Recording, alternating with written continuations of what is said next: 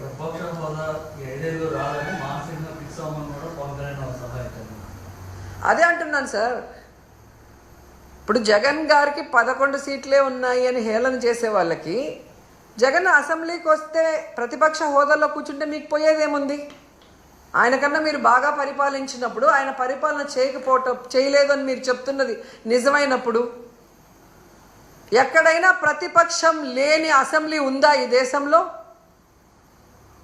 ఒక్క ఆంధ్రప్రదేశ్లోనే. గతంలో జగనన్న అనుకునింటే చంద్రబాబు నాయుడు ప్రతిపక్ష హోదా లేకుండా చేసుండొచ్చు.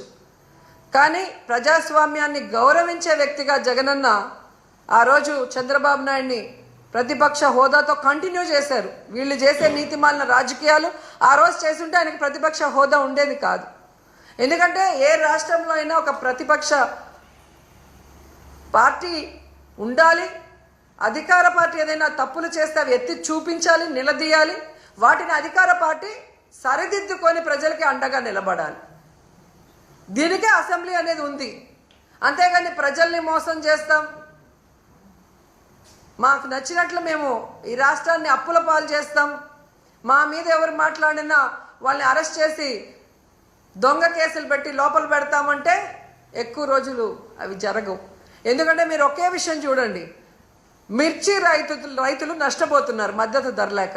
ఎవరు వెళ్ళారండి అక్కడికి? జగన్మోహన్ రెడ్డి గారు వెళ్ళారు. జగనన్న వెళ్ళి నిలదీసిన తర్వాతే ప్రభుత్వం కదిలింది. ప్రభుత్వానికి బాధ్యత లేదా? వాళ్ళకు మద్దతు ధర ఇవ్వాలి, పెట్టుబడి సాయం చేయాలి అన్న ఇంగిత జ్ఞానం చంద్రబాబు నాయుడికి, పవన్ కళ్యాణ్కి లేదా నేను అడుగుతున్నాను. మొదటిసారి ముఖ్యమంత్రి అయిన జగనే అంత చక్కగా రైతు భరోసా ఇస్తూ, మద్దతు ధర ఇస్తూ, ఎక్కడైనా కరువు కానీ లేదా అధిక వర్షాలు కానీ లేదా తుఫాను కానీ వస్తే ఏ విధంగా కాపాడాడు వితిన్ 24 అవర్స్లో అనేది మీరు ఒకసారి రికార్డ్ చూడండి. మరి మొదటిసారి ముఖ్యమంత్రి అయిన జగనన్న చేయగలిగినప్పుడు 4వసారి ముఖ్యమంత్రి అయిన నీకు 30 ఇయర్స్ ఇండస్ట్రీ, 40 ఇయర్స్ అని గొప్పలు చెప్పుకునే చంద్రబాబు నాయుడు ఎందుకు చేయలేకపోతున్నాడు? మూలనున్న ముసలమ్మ కూడా బటన్ నొక్కుతుందనే. నువ్వు కూడా ముసలోడివే కదా, నొక్కేది బటను, ఎందుకు నొక్కలేకపోతున్నావు? జగనన్నని హేళనగా మాట్లాడటం కాదు, జగనన్నలాగా ఒక్క సంవత్సరం పరిపాలించి చూడు, తెలుస్తుంది. ఈరోజు అసెంబ్లీలో మీ పార్టీ సరిగ్గా హుందాగా వ్యవహరించలేదని కూడా పవన్ కళ్యాణ్ ఒక ఆరోపణ చేశారు. అంటే గవర్నర్కి అనారోగ్యంతో ఉన్నప్పుడు కూడా మీరు నినాదాలు చేసి రచ్చ చేశారని కూడా ఆయన అన్నారు. ఏమని చెప్పారు? గవర్నర్కి అనారోగ్యంతో ఉన్నప్పుడు కూడా ఆయన అసెంబ్లీకి వచ్చారు, మీ పార్టీ ఎమ్మెల్యేలు మాత్రం నినాదాలు చేస్తూ రచ్చ చేశారు అని ఒక ఆరోపణ చేశారు. అది కరెక్ట్ కాదు. హుందాతనం గురించి పవన్ కళ్యాణ్ మాట్లాడటం కామెడీగా ఉంది నాకు. ఎందుకంటే ఒక సినిమా ఇండస్ట్రీలో పవర్ స్టార్గా ఉన్నప్పుడు అది వదులుకొని పాలిటిక్స్కి వస్తే సర్వీస్ చేస్తారని ప్రజలు నమ్ముతారు.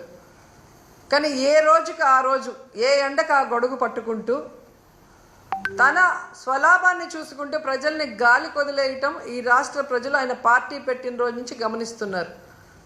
ఈ రాష్ట్ర ప్రజలకు కానీ, నీ పార్టీ నాయకులకు కానీ, మీ కులం వాళ్ళకు కానీ మీరు ఏం చేశారని చెప్పండి. ఒక్కసారి మీరు ఎలక్షన్లో మాట్లాడిన వీడియోని ప్లే చేసుకోండి. దాంట్లో ఇచ్చిన ఒక్కటైనా ఈరోజు మీరు చేస్తున్నారో మీరు చూడండి.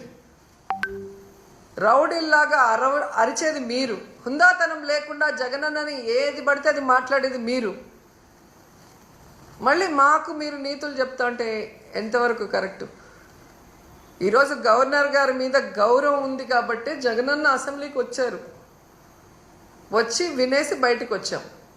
మీరు ప్రతిపక్ష హోదా ఇస్తే వచ్చి మీరు ఏం తప్పులు చేస్తున్నారు, మీరు ఏ హామీలు ఎక్కొట్టి ప్రజల్ని మోసం చేస్తున్నారో క్లియర్గా చెప్తారు. జగనన్న చెప్పేది తప్పంటే మీకు టైం ఎక్కువ ఇస్తారు కదా, అప్పుడు నిరూపించుకోండి.